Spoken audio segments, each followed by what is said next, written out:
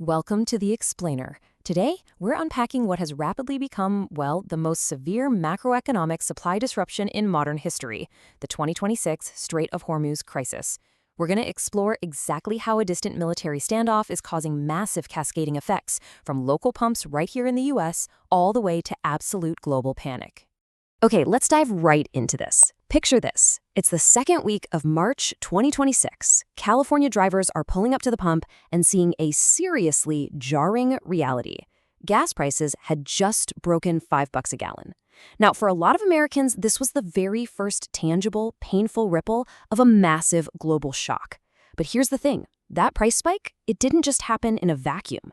It was the direct result of a geographic choke point halfway around the world being slammed completely shut. Now, what's really fascinating is how that $5 pain at the pump connects directly to commercial traffic through the Strait of Hormuz. If you look at the daily ship passages right after the conflict broke out at the end of February, those numbers plummeted from around 40 a day to almost zero, literally in a matter of days. That immediate cliff drop reduction in traffic is exactly what sent crude oil prices surging faster than we've seen during any other conflict in recent history.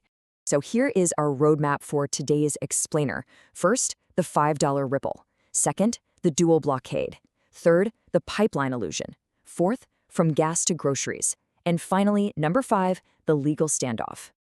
Let's start with section 1, the $5 ripple, sizing the global shock. To really wrap our heads around this global panic, we have to establish exactly what normally flows through this waterway. To put the sheer scale into perspective, before the crisis, roughly 20 million barrels of oil passed through the strait every single day. That is a staggering 20% of the entire global seaborne oil trade. Plus, add to that 25% of the world's liquefied natural gas, primarily flowing out of Qatar. This isn't just some busy shipping lane, it is absolutely the lifeblood of global energy. It traditionally fuels major Asian and European markets, and fundamentally, it keeps our global prices stable.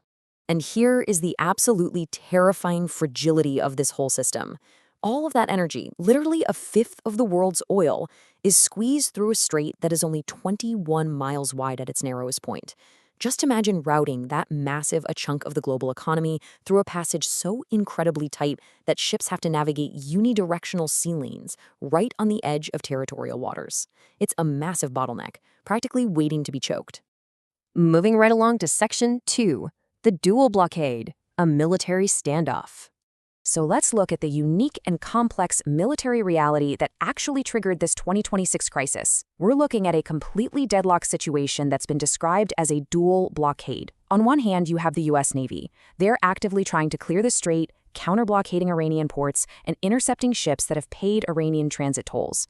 But on the other side, the Iranian Revolutionary Guard Corps is leaning heavily into asymmetric tactics. We're talking sea mines, drone deterrence, and the very real threat of retaliatory strikes to forbid passage to the US and its allies. The US aims to stop ships from paying tolls, while Iran uses its asymmetric capabilities to deter any safe transit at all. The result? Total, absolute gridlock. And just look at how incredibly fast this whole thing unraveled. On February 28th, an air war begins. Barely a month later, March 27th, the IRGC officially declares the strait closed to the US and its allies. Fast forward to April 13th, the US Navy responds by officially blockading Iranian ports.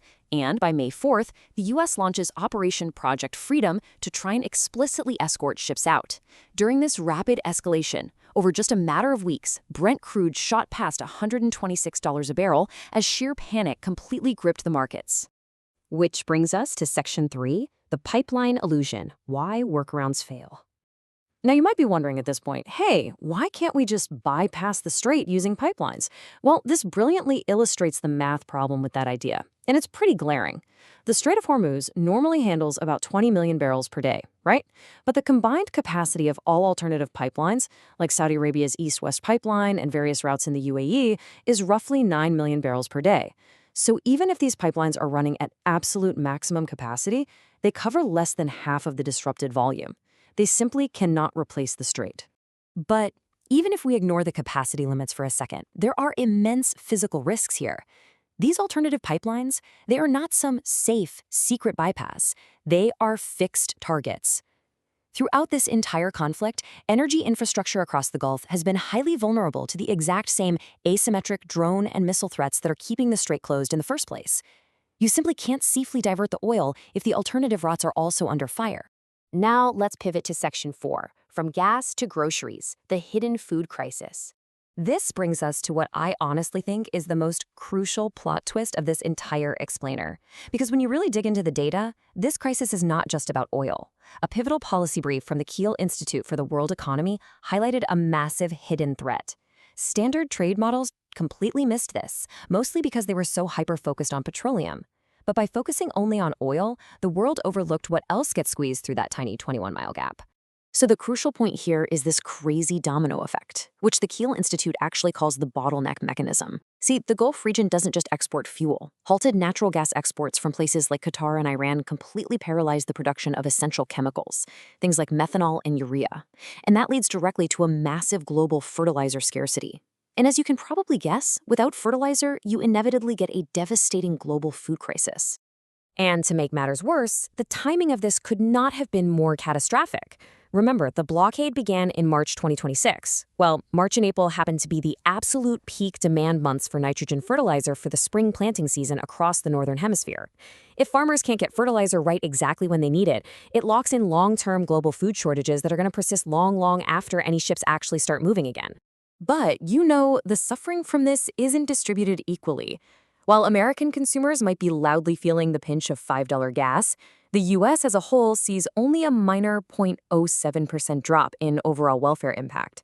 Now, contrast that with developing nations in Africa and South Asia, who face a drop 10 to 20 times larger.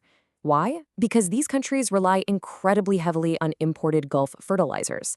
So for them, a closed strait doesn't just mean a bad day at the pump, it means devastating spikes in grocery prices and severe, tangible risks of actual starvation.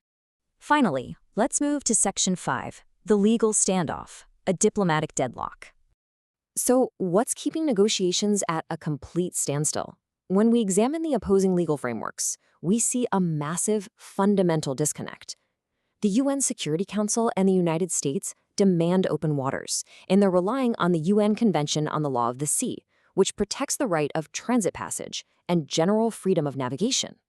Iran, however, claims outright sovereignty over its territorial waters. They rely on a legal concept called persistent objection to those transit rules. Because of this, they demand the right to church tolls and view any international intervention as an illegitimate violation of their borders. Because of this deep legal divide, diplomatic efforts, like the recent talks in Islamabad, just completely collapsed. The strait is effectively being used as the ultimate bargaining chip for much larger geopolitical demands. It is a wildly high-stakes game where naval blockades are being weighed directly against demands for nuclear concessions. Which leaves us with a pretty profound question to end on. How fragile is a global economy that hinges entirely on a 21-mile-wide waterway? I mean, everything we've looked at today, from the $5 gas prices in California to the deadlocked military standoff to the truly terrifying threat of a global food crisis driven by fertilizer shortages, all of it traces back to this one narrow stretch of water. It really makes you wonder about the long-term sustainability of our entire global system, doesn't it? Thanks for joining me for this explainer, and keep learning.